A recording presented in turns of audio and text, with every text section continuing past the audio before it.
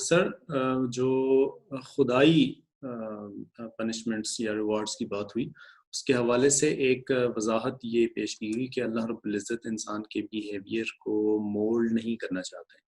تو کیا یہ درست تعبیر ہے؟ مجھے تو جتنا کچھ تھوڑا بہت میں نے پڑھا ہے اس کے حساب سے یوں لگتا ہے کہ مستقل طور پر ہمارے اسکرپچرز بھی بار بار اس طرف متوجہ کر رہے ہیں کہ اگر یوں کرو گے تو اس کا تمہیں دنیا میں بھی یہ فائدہ ہوگا، تم اچھے انسان بنو گے اور تمہاری حیثیت بھی اچھی ہوگی، تمہاری پوزیشن بھی بہتر ہوتی جائے گی.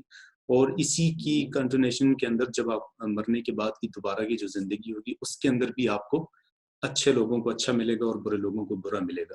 تو یہ تو بیسیکلی بیہیویئر ہی ایک خاص طرح کا اختیار کرنے کی بات کی جاتی ہے نا، کہ اگر آپ یہ والا بیہیویئر کریں گے تو یہ نقصان ہوگا، وہ والا کریں گے تو وہ فائدہ ہوگا. تو اس کو کیسے آپ دیکھتے ہیں، ذرا ایکسپلین کیجیے گا پلیز. جی وقار صاحب، میں نے اصل میں جو بات عرض کی تھی وہ یہ تھی کہ اللہ تعالیٰ پنشمنٹس کی امپلیمنٹیشن بیہیویئر ماڈیفیکیشن ٹیکنیک کے طور پر نہیں کر رہے ہوتے. ایک بات. دوسری بات یہ کہ میں نے یہ عرض کیا تھا کہ اللہ تعالیٰ صرف محض بیہیویئر نہیں، ان کی جو ترازو ہے اس میں محض بیہیویئر نہیں. یہ بڑی مشہور بات ہے نا، جب آپ نے سنی ہوگی کہ انما الاعمال بالنیات، نیتیں بڑی امپورٹنٹ ہیں، انسان کے حالات بڑے امپورٹنٹ ہیں، انسان کی یعنی ادھر سورہ توبہ کے آغاز میں آپ دیکھیے کہ اس کو یہ حکم دے دیا گیا ہے مسلمانوں کو کہ اب ان کا خاتمہ کر دیا جائے، لیکن اگر وہ یہ کہتا ہے کہ بات ابھی سمجھ آئی ہے تو اس کو پھر مہلت دی جائے.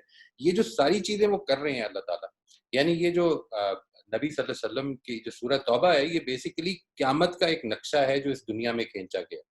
یعنی اس میں انسان کو اگر بات سمجھ نہیں آئی تو اس کو یہ کہا گیا کہ پھر وہ مہلت لے لے، ٹھیک ہے، بات سمجھ لے.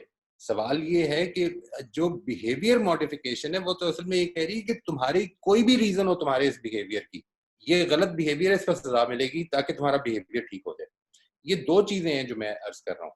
یعنی ایک بات یہ کہ انسان کے بیہیویئر کو ماڈیفائی کرنے کے لیے اللہ تعالیٰ پنشمنٹس کا نفاذ نہیں کر رہے.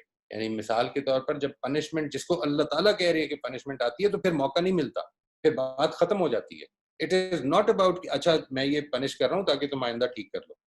ٹھیک ہے جی. وہ یہ جو اس طرح کی چیز ہے جس طرح سے مثال کے طور پر کورونا وائرس کو جی سوری ٹو انٹرپٹ، بٹ جو حدود وغیرہ دنیا کے اندر بھی نافذ کرنے کا کہا ہوا، اور نبی اکرم صلی اللہ علیہ وسلم نے بھی اپنے زمانے میں بھی لوگوں کو سزائیں دی اور لوگوں کو انعامات بھی دیے، اور بار بار اس طرح کی چیزیں دنیا کی زندگی میں بھی ہیں، وہ تو اس سے جڑتی ہیں نا یا نہیں؟ ہم ان کو کیسے دیکھیں گے؟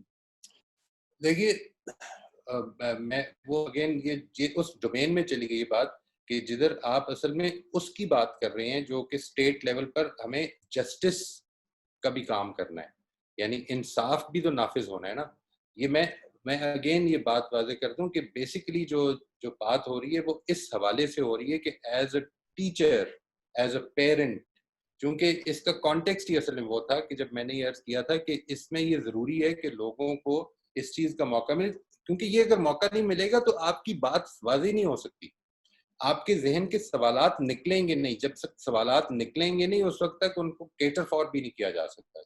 یہ اس کی بیک گراؤنڈ کو ذہن میں رکھیے گا. میں اس کی نفی نہیں کر رہا ہوں کہ اگر یہاں پر کسی کا حق مارا گیا تو اس کو سزا ملنی چاہیے، لیکن وہ سزا کریکشن کے لیے نہیں ہوتی ہے، یعنی وہ سزا بیسیکلی انصاف کے لیے ہوتی ہے.